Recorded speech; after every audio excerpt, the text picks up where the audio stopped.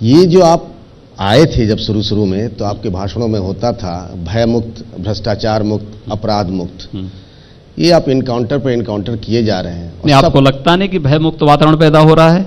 तो फिर रोज अपराध और घटनाएं तो नहीं कम हुई? घटनाएं तो समाज है तो कुछ तो होंगी, लेकिन आपको लगता नहीं कि मार्च 2017 के पहले की स्थिति में और मार्च 2018 में कोई अंतर नहीं आया है?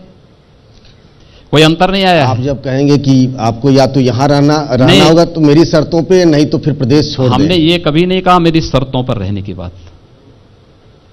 आप तो मुझे ऐसा कोई तालिबानी फरमान सुनाना चाहते हैं? नहीं, हम तालिबानी नहीं हैं। हम लोकतांत्रिक मूल्यों पर विश्वास करते हैं, लोकतांत्रिक आदर्शों पर चलते हैं।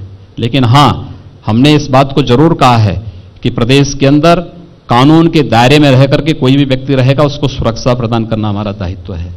लेकिन कोई कानून को हाथ में लेगा तो कानून फिर अपना काम करेगा। अच्छा, ये जो पुलिस मुठभेड़ होती है उसकी कभी आपने पूरी कहानी पढ़ी है कि एक आया, गोली चली, एक के पांव में गोली लग गई, दूसरे को अस्पताल में भर्ती कराया गया? सबकी कहानी मिलती जुलती लगती है कि नहीं आपको? देखिए, मुझे एक बात बताइए आप, क्या आपको ये लगता है कि जितने ये इनकाउंटर हुए सब फेक हैं? मैंने सबके बारे में नहीं कहा। नहीं, आपने कहा जो कहानी बनाने की बात, मैंने कहा दो चार को छोड़ दे। तो मैं क्या कह रहा हूं, दो चार को बात नहीं कर रहा हूं।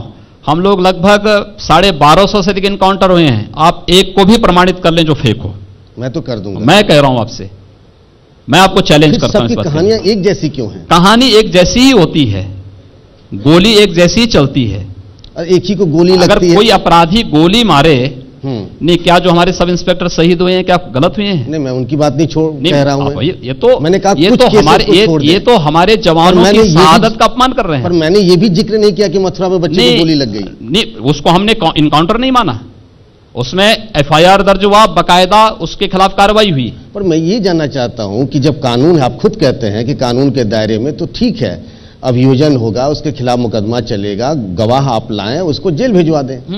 ये क्यों कि भाई नहीं, ये कौन सी बात है कि अपराधी गोली चलाएं और हम पुलिस वाले से कहें कि भाई तुम अपने हाथ बांधे रहो? नहीं, मैंने ये नहीं और जब गोली चल जाए तो उसके बाद जो है तब जाके तुम गोली चलाना? नहीं, मैंने ये नहीं कहा। कौन सी बात हुई?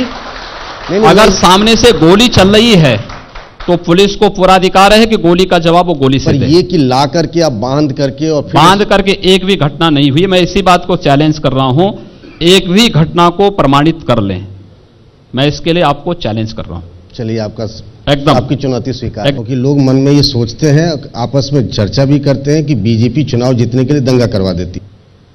प्रदेश के अंदर एक भी दंगा नहीं हुआ। जिस प्रदेश में सप्ताह में 2 बड़े बड़े दंगे होते थे, जिन दंगाइयों को बुला करके कहीं मुख्यमंत्री और कहीं मंत्रीगण उनको सम्मानित करते थे, जो प्रदेश के अंदर बड़ी बड़ी घटनाओं को अंजाम देते थे, उसके बाद सम्मानित होते थे, आज उस प्रकार की स्थिति प्रदेश के अंदर नहीं है।